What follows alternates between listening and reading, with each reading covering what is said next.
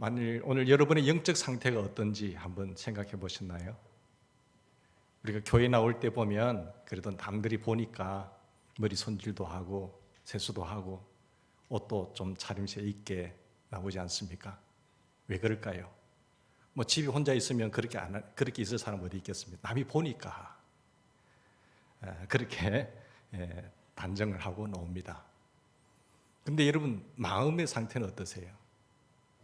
마음은 누가 보지 않으니까 더러운 것, 거짓말, 미움, 시기, 거짓말, 질투 이런 마음들을 가득 품고 손질도 하지 않고 나오지 않으세요. 근데 주님이 보는 것은 마음이에요. 사람들은 사람의 눈을 의식하기 때문에 그래도 몸 단장을 하고 나오지만 마음은 안 보니까. 그러나 주님은 마음을 보시는 겁니다.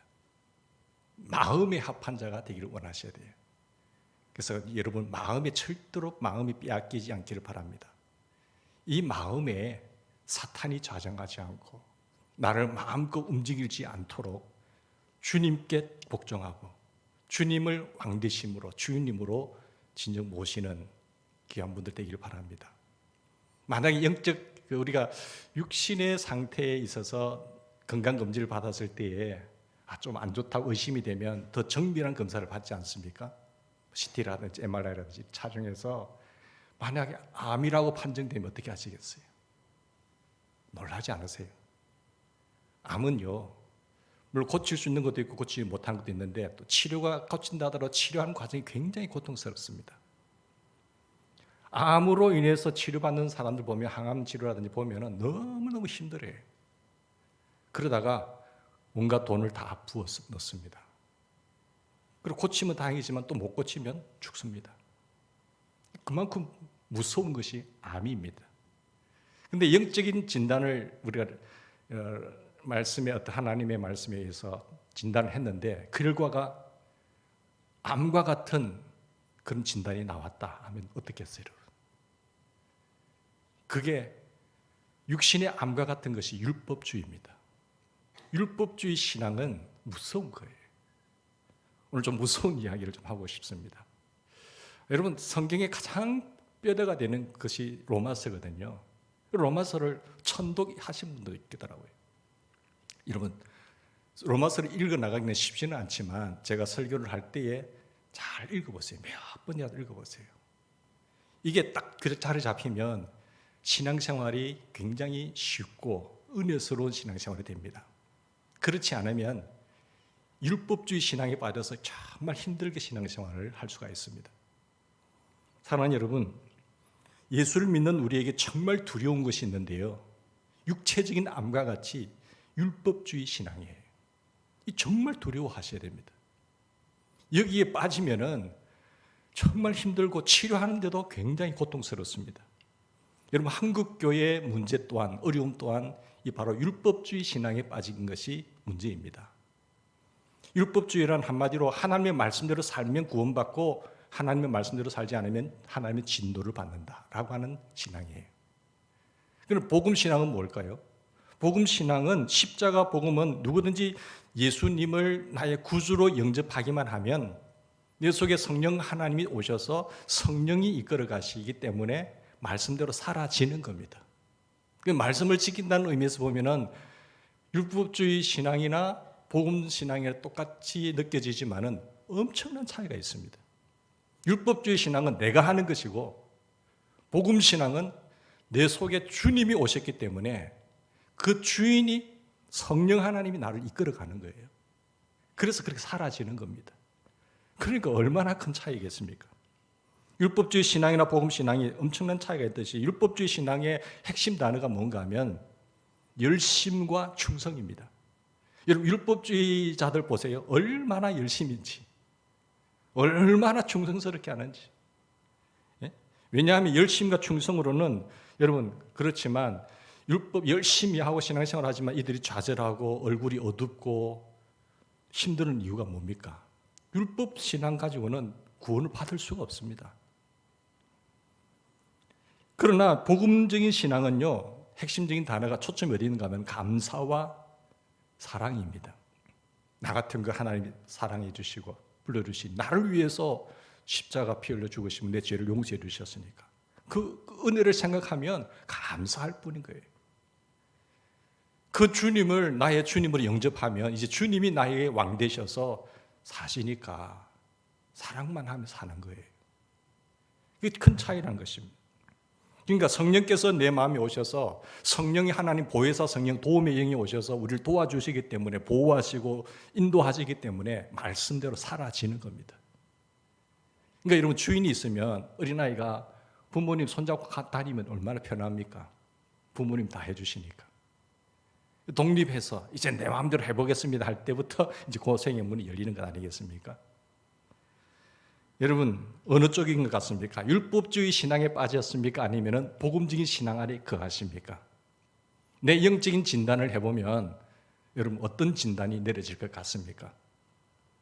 사도 바울은 1장부터 3장까지 유대인들을 향해서 이야기합니다. 예수 그리스도를 믿지 아니하면 다 진노 아래 있다라고 말을 하셨어요.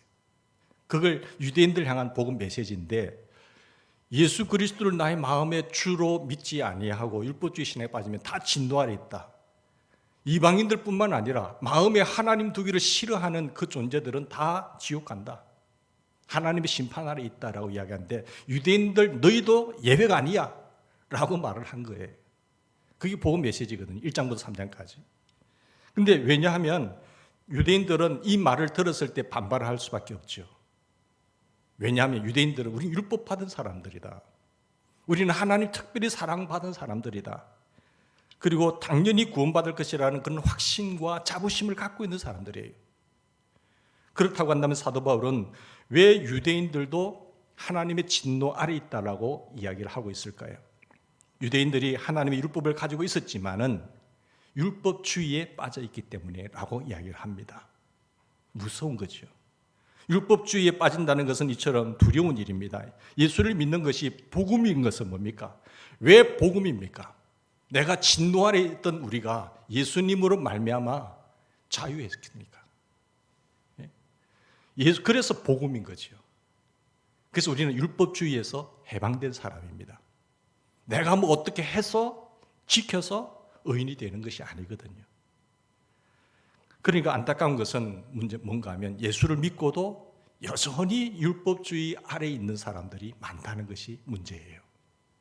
나뿐만 아니라 많은 그리스도인들이 그렇다는 것입니다. 여기서 여러분 자유하셔야 됩니다. 여러분 17절 보세요. 17절 보면 그대가 유대 사람이라고 자처한다고 합시다. 당신들 유대인들이라고 자처한다고 아주 바울이 유대인들 향해 선동적인 말을 하지 않습니까? 당신네들 유대인들이라고요? 그럼 한번 따져봅시다. 유대인들이라고 그렇게 자부심을 갖고 하는데 여러분 그렇다면 한번 따져보자는 거죠. 근데 여기 유대인들 대신에 그리스도인을 여보세요. 당신네들 그리스도인이라면서 당신네들 그리스도인이라고 하는데 이방인들이 불신자들이 그럼 한번 따져봅시다. 그 말씀이 안 계세요? 당신이 그 잘난 그리스도인입니까? 한번 물어봅시다는 거예요. 17절부터 20절까지 말씀을 쭉 읽어보시면은 그 유대인들에 대한 잘난 그 특징들을 이야기하는 거예요. 우리 이런 사람이야. 율법 받았고 하나님의 선민이고 하나님의 백성이고 이렇게 너희들하고 차원이 달라. 그런 것을 쭉 이야기하고 있지 않습니까? 큰 자랑으로 여기고 있지요. 근데 유대인들이 자랑하는 것들을 열거하면서 21절 보세요. 그 다음에 뭐라고 질문합니까? 바울이. 그렇다면 그대들 율법 받았고 남을 가르친다면서 남을 가르치면서도 왜 자신은 가르치지 않아? 당신네들은 왜 그 말씀을 따라 살지 않아? 그 말씀 아니겠어요? 계속해서 이렇게 질문합니다. 그렇게 하나님의 율법을 잘 알면서 당신네들은 도둑질하고 거짓말하고 남 죽이고 왜 그렇게 하느냐 말이에요. 한마디로 너희들 위선자 아니냐? 당신네들 위선자지 않아. 그 말씀 아니겠어요? 그러니까 유대인들이 반발할 수밖에 없지요. 몰라서 지키지 못하는 그런 불신자들보다 당신네들 더 나쁜 사람들이다. 당신네들은 하나님으로부터 모세로 특별하게 말씀까지 받았다면서 알면서 또 남을 가르치는 너희들이 따르지 않으니까 당신도 더 나쁜 사람 아닌가? 유대인들은 이 우상 숭배를 큰 죄로 여겨요. 그렇기 때문에 저들은 절대 우상 형상도 만들지 않고 절대 절하지 않습니다. 그러나 사도 바울은 그들의 마음을 지금 지적하고 있잖아요. 우상 숭배하는 자들의 마음은 본성이 어떤 줄 아세요? 왜 우상 숭배할까요? 그들은 돈을 많이 물질적인 복을 받기 위해서, 어떤 권력의 복을 받기 위해서, 쾌락을 누리기 위해서, 그런 삶을 살기 위해서 우상을 숭배하는 겁니다. 왜 천배만배를 할까요? 그 본심이 그런 마음을 갖기 때문이죠. 유대인들이 비록 우상에 절은 하지 않아도요, 그들의 마음의 욕심은 우상 숭배하는 자들과 똑같다는 겁니다. 당신네들 쾌락, 물질, 명예욕, 권력욕, 쾌락을 사랑하는 마음이 가득하다는 거죠. 그들의 마음속에. 그러니까 마음으로 볼 때 당신네들은 우상 숭배자들이야 라는 거예요. 여러분, 사도 바울이 이것을 지적하는 것입니다. 알면서 죄를 짓고 또 남에게 하지 말라고 하면서 자기는 은근히 죄를 짓고, 그것이 율법주의 신앙이란 겁니다. 만약에 나를 영적 진단했을 때에 이런 진단이 내리면은 여러분 두려워하셔야 돼요. 이 율법주의 신앙은요, 매우 보편적이고 항상 우리 곁에 있습니다. 오늘날 전 세계적으로 가장 거대한 종교가 바로 율법주의 신앙이에요. 종교가 문제야. 종교가 전쟁을 일으켜. 그리고 나는 종교라고 하는 말만 들어도 진저리가 나. 사람들이 이렇게 말하는 것이 뭔가 하면은 바로 율법주의 신앙 때문에 그렇습니다. 여러분, 그런 의미에서 기독교는 엄밀하게 따지면 종교가 아니죠. 그런데 우리도 율법주의화되어 가고 있다는 것이 안타까운 것입니다. 한국교회 문제가 바로 여기에 있는 것이죠. 기독교인들이 믿음을 제대로 지키지 않고 타락하니까 기독교가 율법주의적인 종교가 되어버린 거예요. 이게 한탄할 노릇이죠. 여러분, 유대인들이 율법주의에 빠진 대표적인 증상 중에 하나가 뭡니까? 할례를 들고 노는 거예요. 대표적인 증상이 할례입니다. 할례 받은 것을 지금 자랑하는 것이죠. 유대인들은 할례 받은 것을 하나님의 백성이 되었다고 하는 증거라고 생각했습니다. 우리는 말이야 하나님의 백성이야. 그리고 할례 받지 않는 이방인들을 뭐라고 봤어요? 개라고 취급한 거지.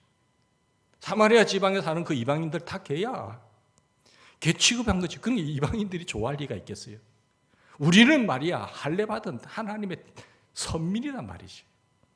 바울은 유대인들을 개 취급하는 무할례자들이 만약에 할례 받은 그들보다 율법을 더 잘 지킨다면 어떻게 되느냐?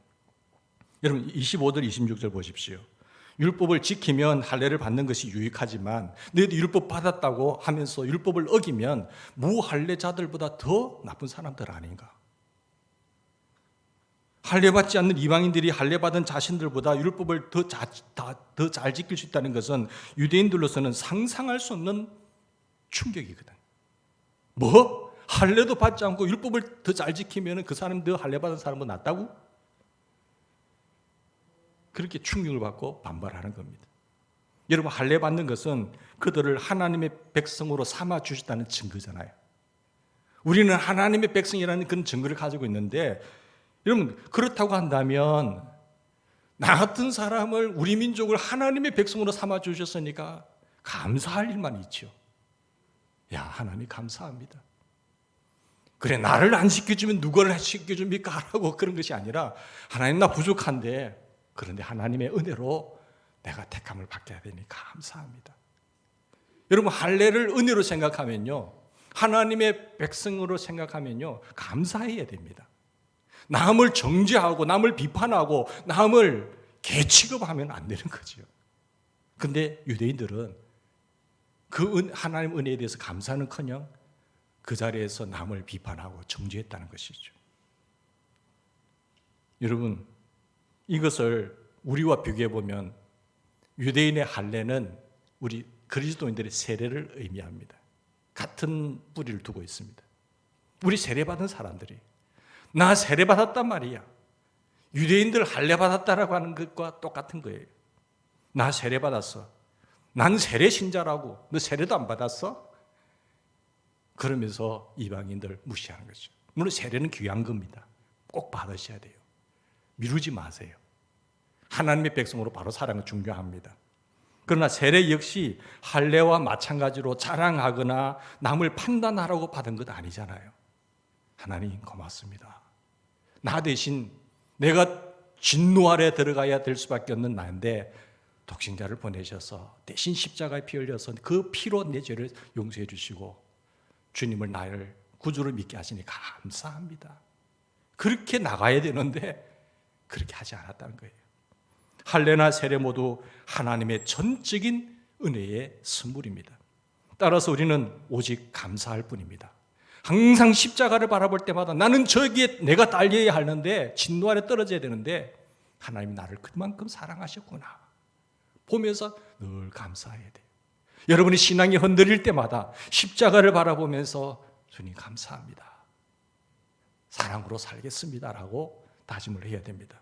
여러분 고린도전서 1장 29절에 보면 이는 아무 육체도 하나님 앞에서 자랑하지 못하게 하려 하심이라. 사랑은 자랑하지 아니함입니다. 무례하지도 않습니다. 사랑은 절대로 자랑할 수가 없어요. 하나님의 은총을 아는 사람들은 그런 사랑은 절대 자랑하는 것이 아니다라고 말하지 않습니까? 사랑은 자랑하지도 아니하며 교만하지도 아니하는 것이 사랑이에요. 하나님은 사랑하는 것을 정말 싫어합니다.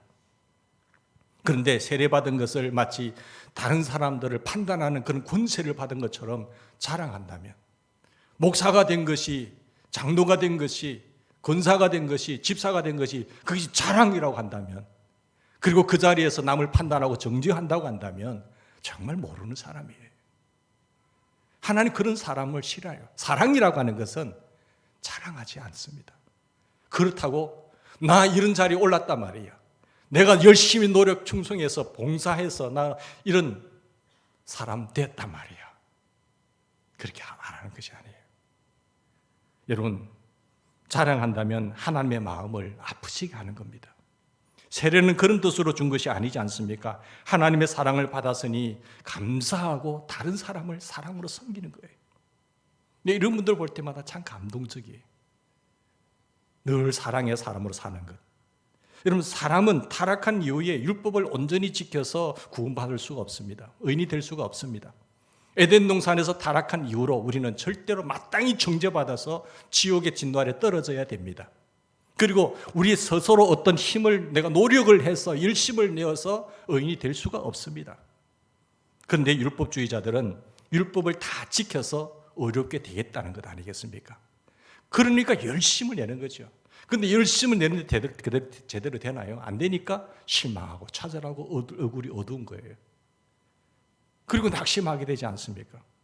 열심히 신앙생활 하지만 끊임없이 좌절합니다. 아, 안 되구나. 또 실패했구나. 아이고, 안 되구나. 또 넘어진다. 안 된다. 못한다. 이렇게 빠지는 겁니다. 그래서 위선적으로 변하는 거예요. 실제로 그렇게 못 살지만 그토록라도 잘 사는 것처럼 보여야 되니까 위선적인 사람이 되잖아요. 그러면서 다른 사람들을 판단하고 정죄하는 거예요. 그런데 이러다가 실제로 우리가 하나님 딱 섰을 때 내 잘못이 드러난다면 얼마나 놀라겠어요. 그게 두려운 거예요. 왜? 누구보다도 자기가 그렇게 못 산다는 것을 자기가 잘 알거든. 겉으로 표면으로 보이려고 윗선적으로 하다 보니까 나중에 실제적인 심판 앞에 들었으면 놀라게 되는 거죠. 비판받게 되는 거죠. 그래서 열심히 살고 충성하지만 얼굴이 항상 어두운 겁니다. 여러분, 얼굴이 권위적이고 딱딱할 수가 없지 않습니까? 하나님의 은혜를 생각하고 기쁨이 넘치고 감사가 넘치고 사랑하면은 절대로 얼굴이 딱딱하고 굳어질 수가 없어요. 이스라엘의 유대인들이 사는 종교센터가 있는데 종교 지역에 가면 그 사람들은 항상 까만 옷을 입고 유대인이라는 그 모자를 쓰고 유대인이라는 표시를 가지고 종교생활을 합니다. 성경을 율법을 낭독하고 읽고 하고 열심을 내고 충성을 다하지만 그들의 얼굴이 밝지가 않아요. 굉장히 권위적이고 딱딱하고 굳어 있습니다. 행복이 없어요. 왜 그럴까요? 율법주의 신앙에 빠져있기 때문에 그래요.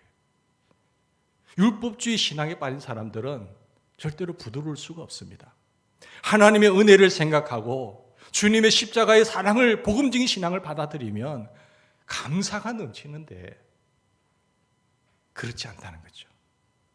율법주의와 정반대 십자가의 복음은요, 감사와 사랑입니다. 그것은 성령께서 내 마음에 오시잖아요. 성령 하나님이 오심으로 말미암아 마음이 완전히 달라지게 돼요. 전에는 내 마음에 마귀가 있었어요.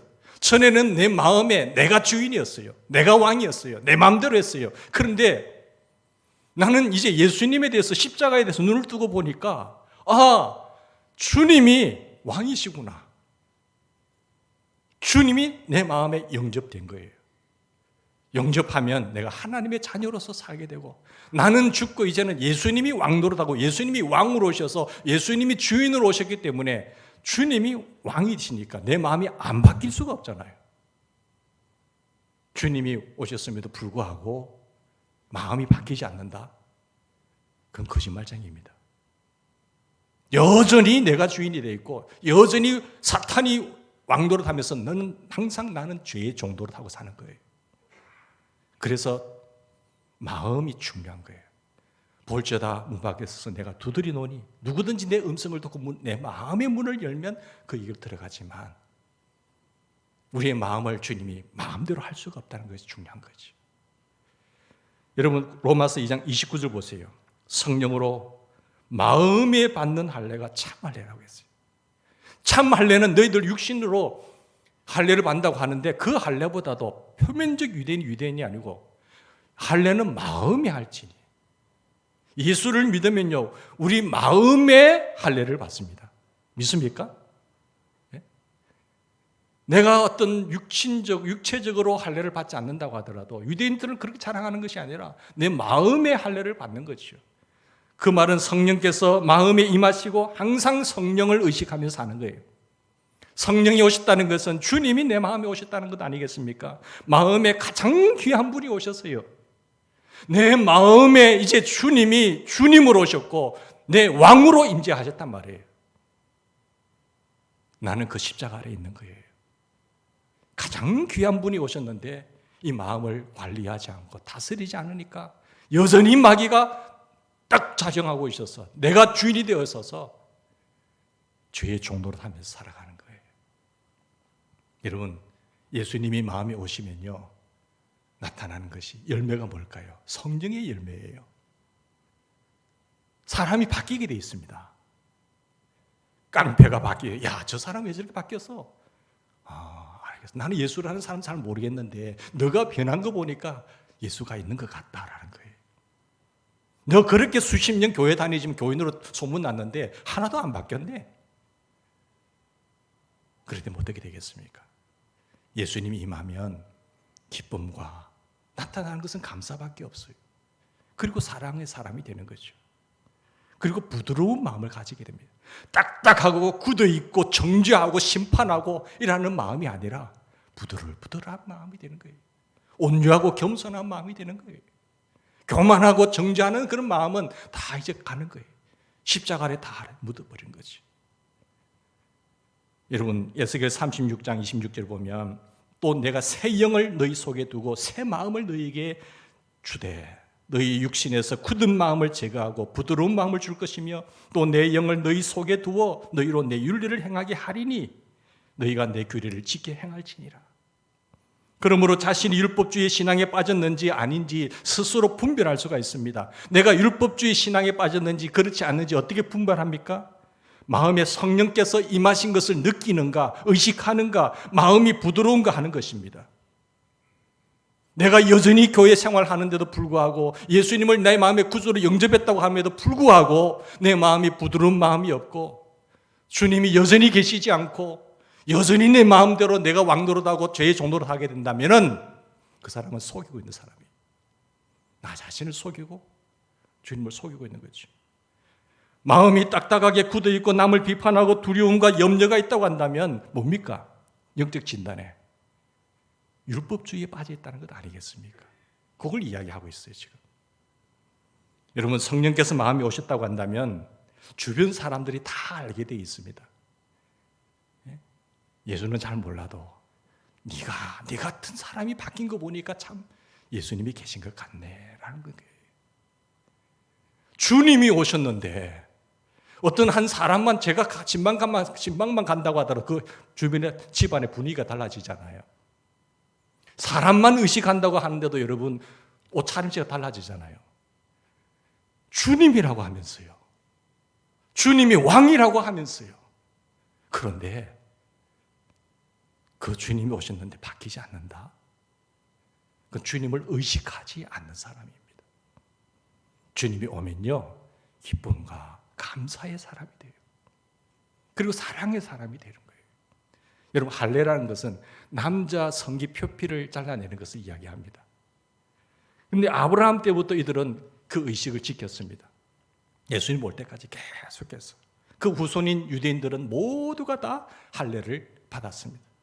그런데 이것은 무슨 뜻인가 하면 이제부터 너는 내 것이다라는 뜻이에요. 너는 내 것이 아니야. 너 주인은 내 것이야. 하나님께서 인친 것을 상징하는 것이 유대인들의 할례입니다. 세상과 완전히 구별된 삶을 사는 사람이라는 표시입니다. 세상과 이제는 구별되었다. 넌 특별한 사람이다. 너는 죽고 이제는 너 안에 주인이 다른 사람이다. 우리가 지금 육체의 할례를 받을 필요는 없어요. 우리는 지금 육체의 할례를 받을 필요는 없지만은 이제 예수님 십자가의 복음을 믿고 예수님을 영접하면 성령으로 마음의 할례를 받습니다. 마음의 할례 받은 것이 진짜예요. 하나님께서 우리 마음의 주님으로 오셨고 성령 하나님께서 마음의 왕으로 영접을 하신 거예요. 그게 마음의 할례를 받았다는 것입니다. 여러분 골로새서 2장 11절에 보면 또 그 안에서 너희가 손으로 하지 아니한 할례를 받았으니 손으로 하지 아니한 할례를 받았으니 곧 육체의 몸을 벗는 것이요 그리스도의 할례니라 했어요. 그리스도의 할례가 진짜 할례입니다. 그러므로 이제는 내가 너희 몸을 내가 피로 값주고 사셨으니 너희 몸이 너희 것이 아니다라고 말한 것처럼 그리스도의 할례를 마음에 받은 사람들이죠. 우리는 열심을 기준으로 보면 열심으로 신앙을 진단할 때가 있는데 열심으로 신앙을 진단해서는 안 돼요. 왜? 율법주의자들도 열심은 더 열심이니까. 열심이 있는 사람이냐 열심이 있다고 해서 저 사람이 신앙이 좋다라고 말할 수가 없습니다. 물론 그 중에 열심이면서 하나님을 사랑하는 사람은 있겠지만 열심만 있다고 해서 그 사람을 참된 신앙인이라고 볼 수는 없는 것입니다. 율법주의자들도 그렇기 때문이죠. 그들은 대단히 충성스럽습니다. 열심히 목숨을 걸면서 노력을 합니다. 유대인은 할례뿐만 아니라 울삭도 하지요. 각종 절기 다 지키죠. 11조 생활하지요. 여러 가지 의식은 점점 더 화려해져요. 장엄해져요. 종교적인 모든 의식을 다 동원합니다. 이유는 율법을 온전히 지킬 자신이 없으니까 그토록 더 화려하게 보이기 위해서 화려한 의식으로 포장해서 마음의 위안을 삼으려는 거잖아요. 그러니까 본질이 있는 사람들은 그렇게 껍데기 별로 중요시 여기지 않아요. 공부 제대로 한 사람 그렇게 포장하지도 않습니다. 다 아니까. 종교들 한번 보세요. 본질이 없는 종교들을 보면 다 화려한 걸 따고 등을 달더라도 우상을 세워놓더라도 화려하고 들어오면 신전 안에 들어오면 딱 위압감을 느낄 수 있도록 포장을 하는 거예요. 껍데기 본질이 제대로 안 된 사람들일수록 포장을 많이 한다는 것 우리 잘 알잖아요. 그러니까 저 사람 왜 저렇게 유별나게 저렇게 자랑해? 보면 강력한 힘이 없기 때문에 그렇습니다. 그리스도인들 중에서도 여러분 신앙이 성숙하지 못한 사람들 잘 보세요. 예수 믿으면서도 신앙이 성숙하지 못하는 사람들 보면 다 자랑거리가 충만합니다. 겉만 포장하는 거예요. 자꾸 겉만. 그것을 포장하다 보니까 무슨 의식을 하고 저렇게 의식을 하고 막 그걸 통해서 위안을 받으려고 하는 거죠. 그러나 그것을 가지고 우리가 참된 의인이 될 수가 있습니까?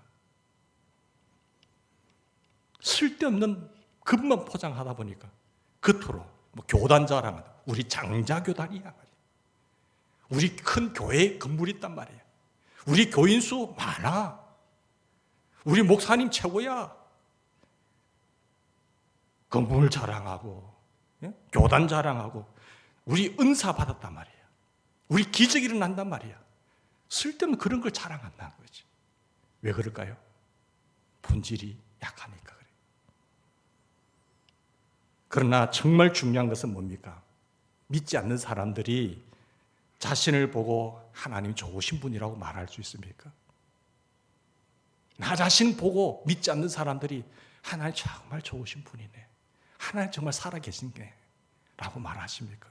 사람들이 자신을 보면은 하나님을 믿고 싶어 합니까? 여러분의 일가 친척들이 여러분을 보면은 다 예수님 믿고 싶어 하세요. 그게 중요한 거예요. 저 사람 보면, 나 자신을 보면 하나님께 영광을 돌리고 싶으세요? 그게 본질이란 말이에요. 근데 본질은 아닌데 껍데기만 자꾸 자랑하니까 하나님을 모독하는 것이라고 말합니다. 유대인의 문제는요, 율법을 받았어요. 남들 가르쳐요.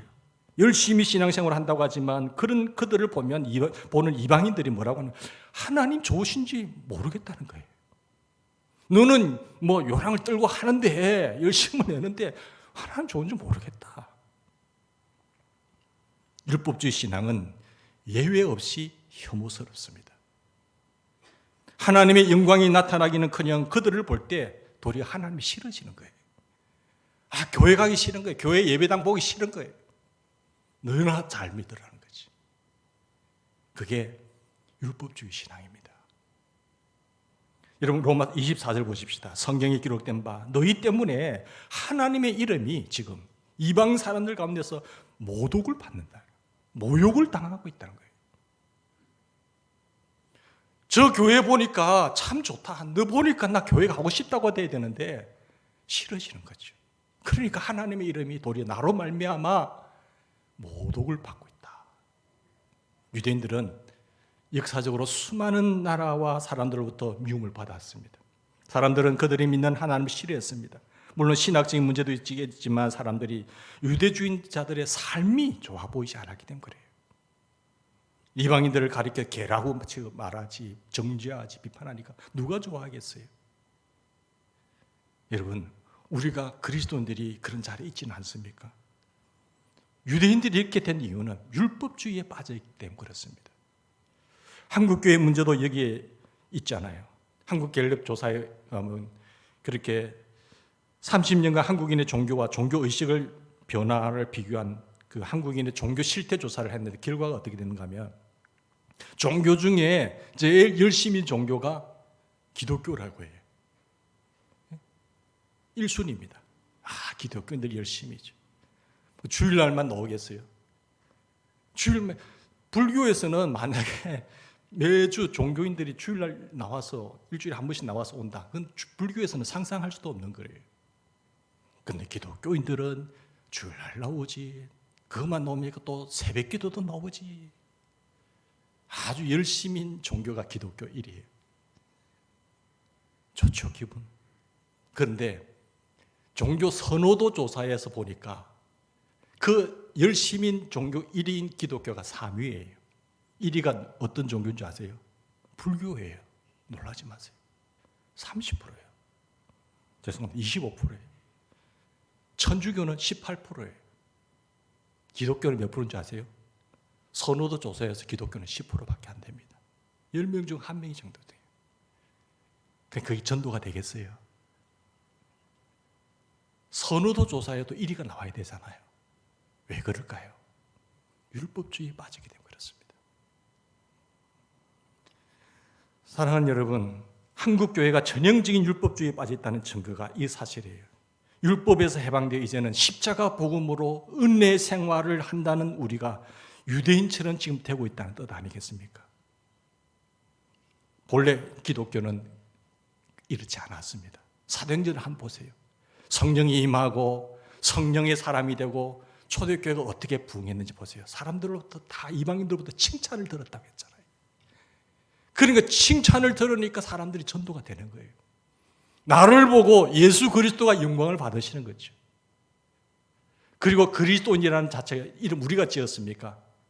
이방인들이 저 사람은 그리스도 안에 있는 사람 크리스찬이구나, 그리스도 안에 있는 사람들이구나 해서 이방인들이 지어준 이름이 그리스도인입니다. 그러니까 왜 이렇게 변질되어 버렸을까요?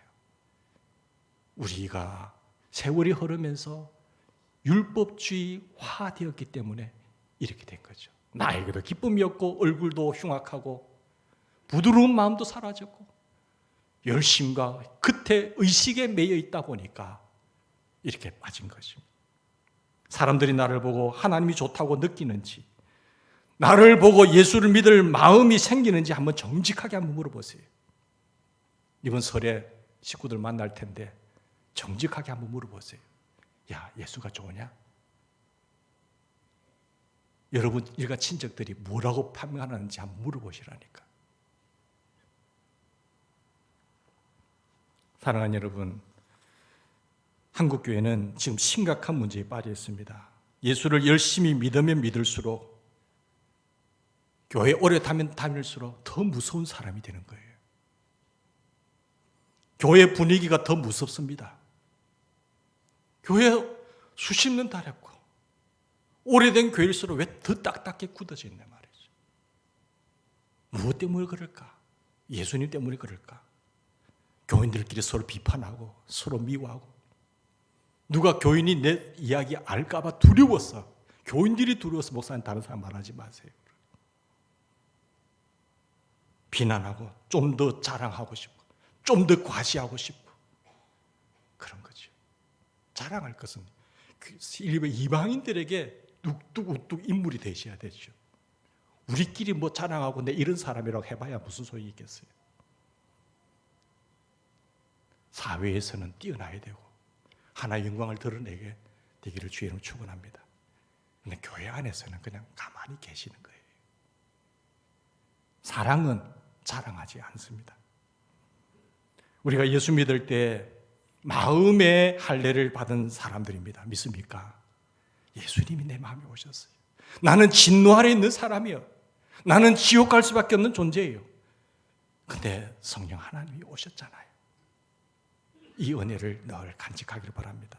성령께서 마음에 임재하신 증거가 뭡니까? 사랑입니다.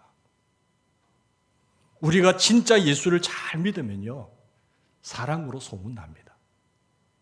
그렇게 될 수밖에 없어요. 우리가 주의를 잘 지키고 나 예수 믿어서 11조 잘하고 전도 많이 하고 성경 공부 많이 했다고 해서 진짜 예수를 잘 믿는지 안 믿는지 속단할 수가 없다니까요. 열심이 아닌 사랑으로 확인해야 됩니다. 나는 옳고 그른 것을 바로잡아야 하기 때문에 사랑으로 소문날 수가 없었습니다. 이렇게 핑계대면 안 됩니다. 나는 옳고 그른 것을 바로잡아야 되기 때문에 사랑이 될 수 없었다니까요. 이것은 스스로 속는 겁니다.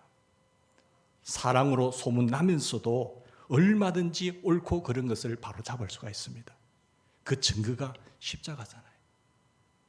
우리 예수님은 그랬던 우리를 다 살리셨잖아요. 뭐로 살리셨습니까? 사랑으로 살리셨어요. 얼마든지 옳고 그른 것을 바로잡을 수 있어요. 온 인류의 죄를 바로잡으신 분은 예수님의 사랑입니다. 예수님의 십자가 때문에 구원받은 사람들이 얼마나 많습니까? 그래서 십자가는 또한 사랑의 십자가라고 이야기하는 거예요. 여러분, 가늠하다가 현장에 잡혀온 한 여인을 볼 때 사람들이 돌로 쳐 죽이려고 했어요.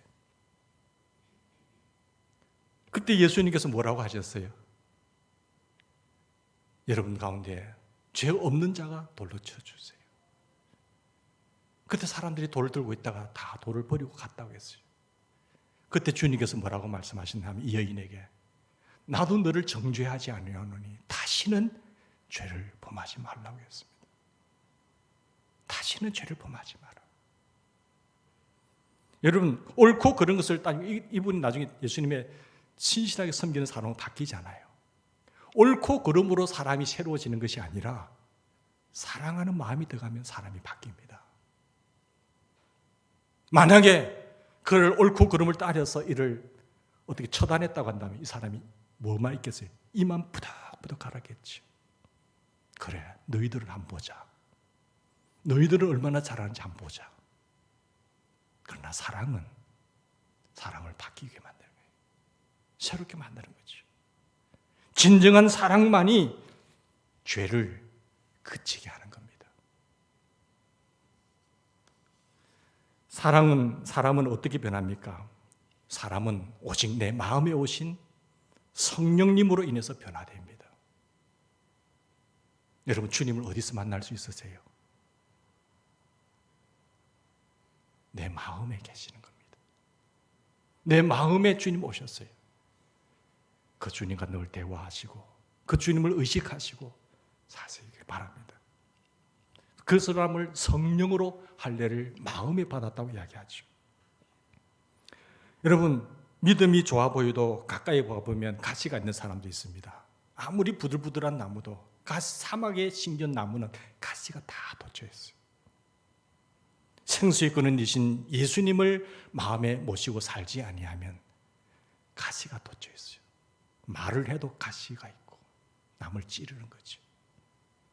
그러나 부드러우신 예수님이 오시면 생수의 강이 흘러서 부드러운 사람이 되고 믿음의 사람이 되고 사랑의 사람이 되고 나를 통하여 더 많은 사람들이 주님께 영광을 돌리게 되는 그런 사람이 됩니다. 여러분, 부탁드리고 싶은 것은 우리 교회가 율법주의 신앙에 빠지지 않기를 간곡히 부탁드립니다. 우리의 마음의 성전 잘 리모델링해서 정말로 예수님을 내 마음속에 주님으로 왕으로 모시고 가장 귀한 분을 모신 자답게 이제 세상에서 자유하고 마귀에게 매여 종노릇하지 않고 하나님의 성전 새 성전 주실 때에 정말 믿음의 사람들이 사랑으로 소문난 교회, 누구나 다 이렇게 사랑할 수 있는 그런 좋은 공동체가 되기를 주님의 이름으로 부탁드립니다. 우리 같이 기도하십시다.